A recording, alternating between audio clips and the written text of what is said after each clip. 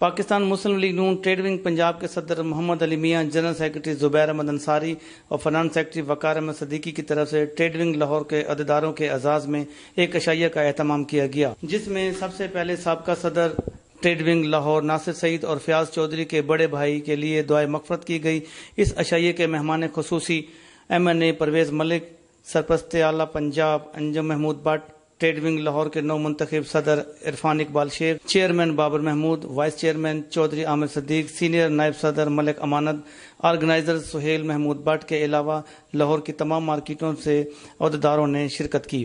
تقریب میں خطاب کرتے ہوئے پرویز ملک، انجم Mahmood but, Muhammad Ali Miyan, Zubair Ahmad Ansari, Irfan Iqbal Sheikh, Babar Mahmood, Sohail Mahmood but, Chaudhry Aamir صدیق، وقار حسین نے کہا، پاکستان مسلم لیگ نون نے پاکستان میں ترقی کا جال بچھا دیا اور پاکستان سی پیک کا منصوبہ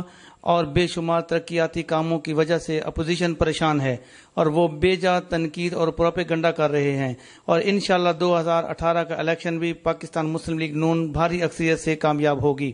اور تاجر برادری اپنے قائدین میاں محمد نواز شریف، میاں محمد شہباز شریف کے ساتھ ہر وقت شانہ بشانہ کھڑی ہے۔